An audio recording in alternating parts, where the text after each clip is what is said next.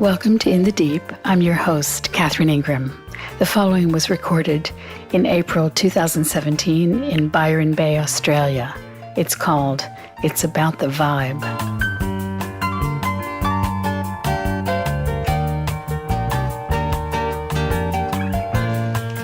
I've been noticing when I have to fill out something online that requires my birthday, that I have to scroll really far back to get to my year, like into the last century. I hope that they'll keep my year on for a while longer. So one of my friends recently said to me, was there a quality of unreality about being this age? And I thought about it and said yes and no. In that, of course, when you go back in memory, it all seems very dreamlike, right? You tell stories about you were here and you were there and you did this or that, or you studied this or that, and you had relationships and adventures of sorts, but in a way you're telling it from memory.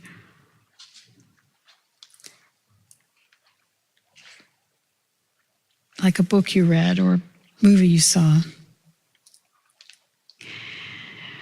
But there's something that was very consistent throughout all of that. There was a consistent taste that is very much present here and now.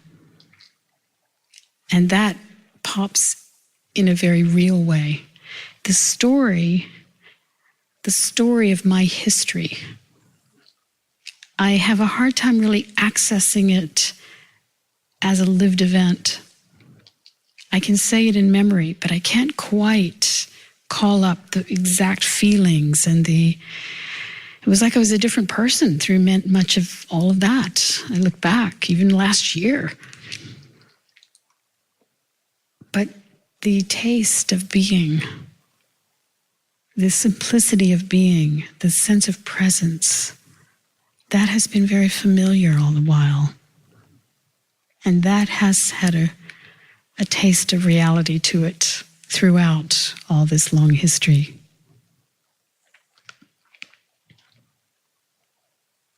So the answer was yes and no. There is something very dreamlike about these passing of years, running about.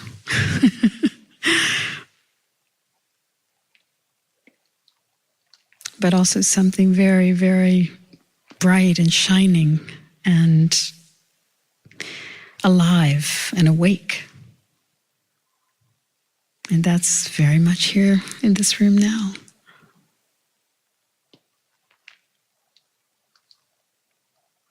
So here we are, sharing this moment together, sitting in that simplicity of being.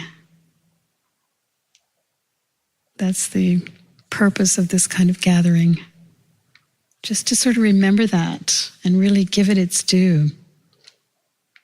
Because often we are paying attention to those dreamlike events, that in time have just faded altogether, when really the main show was this brightness of being all the while.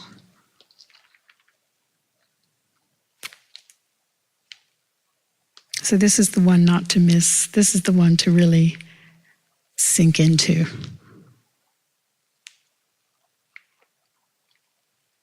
Not so much the story and the big productions, which after all do fade, no matter how fabulous they were. They're like these wispy memories.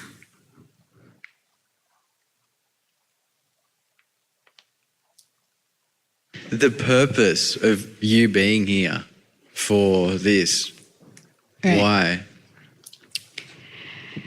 Well, why did you come? Why are you here?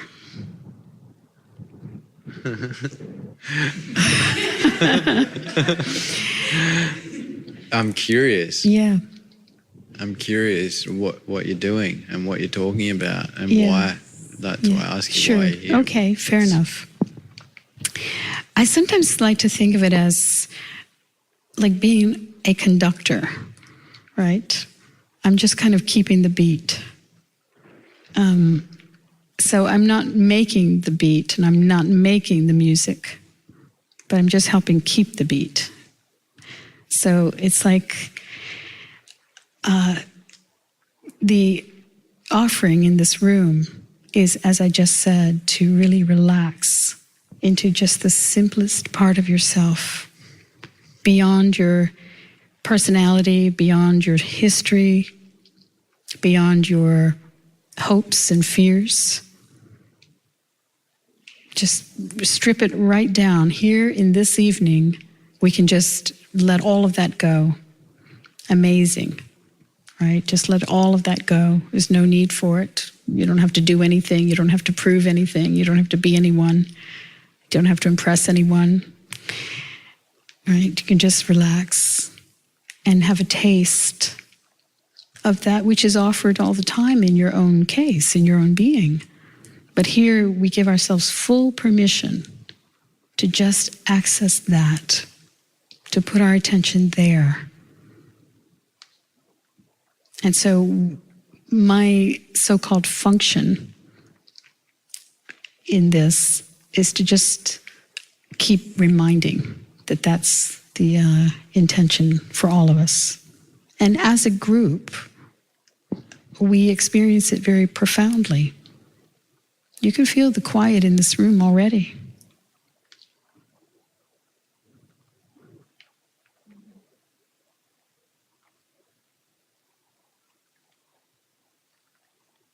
We're not learning a program. We're not learning a meditation technique. We're not learning any philosophy.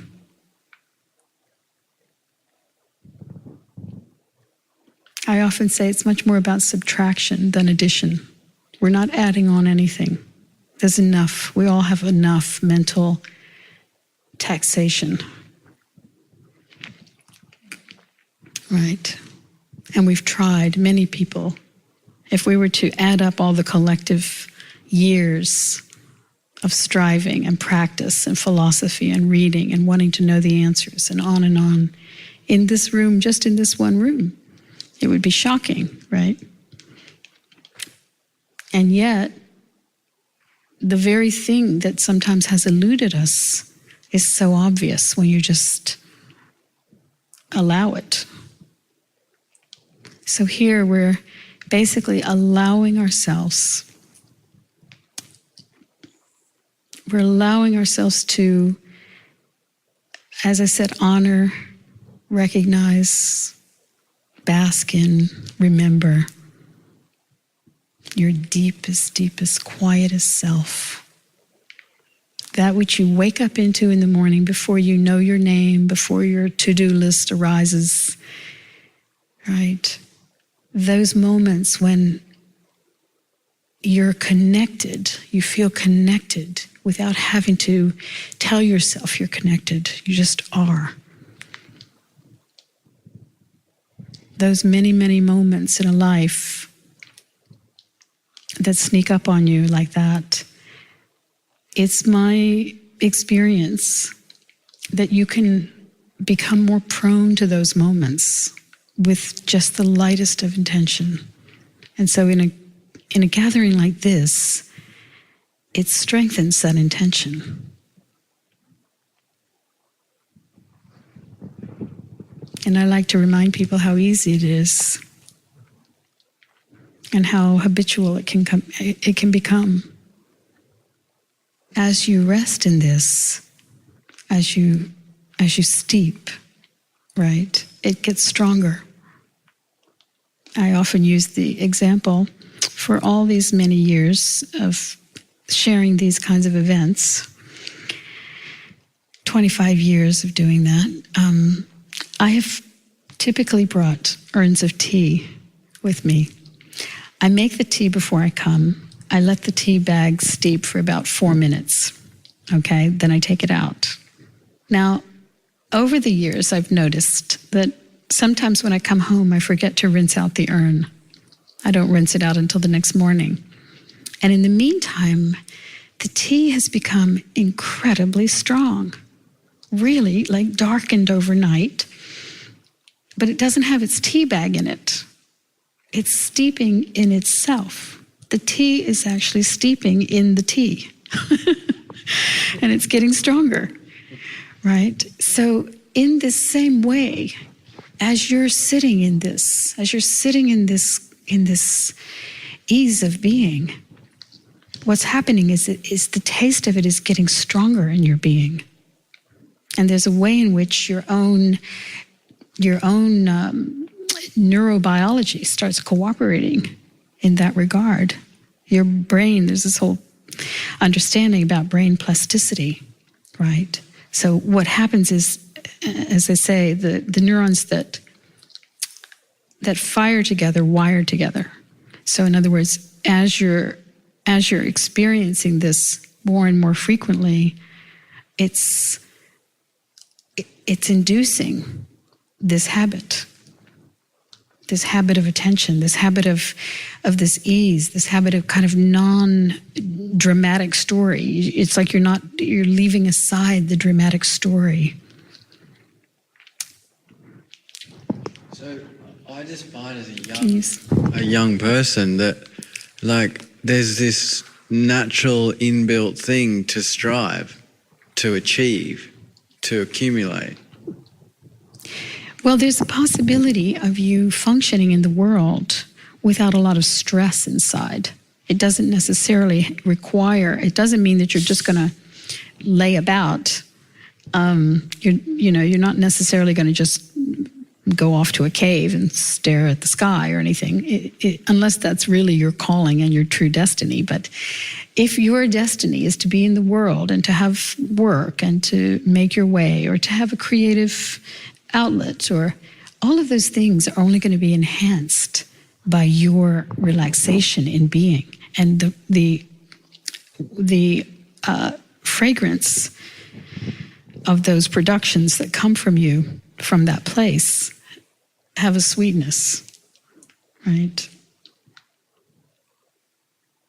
I one time in the 1970s, talk about going back all the years, I went with one of my friends. We went to this museum in Boston, and we went to see this exhibit called the Zenga Nanga. It was landscape paintings of the Japanese masters from the 15th century. And it was on, I think, the third or fourth floor of the museum. And these paintings were so lovely. It was like walking through a forest or looking at the moon, and that's what a lot of the paintings were of, sitting by rivers or, just peaceful. A transmission from across the centuries of peace from the Japanese Zen masters, okay? So we left that floor and we had to go down the stairs to get to the bottom of the museum, and we walked through other floors. And we came to a lot of paintings from roughly the same era, European ones, of religious iconography, but it was mostly violent, I have to say. It was really quite painful and horrible to look at. A lot of beheadings and everybody was sort of stuffed to the eyeballs with clothing and, just laden, heavy laden of beliefs and of trauma, really. You could feel it, like the difference, right? My point being that how you are inside yourself is going to be expressed through whatever you're doing, right? You can feel it with someone even if they're just driving a car. Right? If you're in a car with someone who's kind of aggressive and kind of agitated, you can feel it, the way they're driving the car. I mean, those just in the most simple of things, right?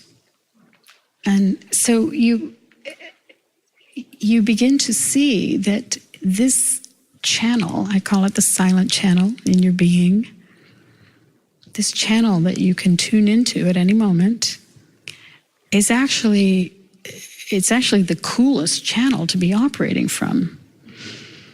Whether you're speaking or dancing or laying bricks or painting or singing a song, whatever it is. And that's often what we respond to in art and in literature, right? And in any kind of work. We respond to the vibe. So this is about sitting in your highest vibe. And it turns out that that's really not something you have to accumulate to get to. It's not something you have to wear as sort of a ego cloak at all. It's you know how when you're with someone who you sense they don't really have any agenda with you, they're just hanging out. They're just cruising along. And how relaxing that is and how delightful their company, right? It's basically that.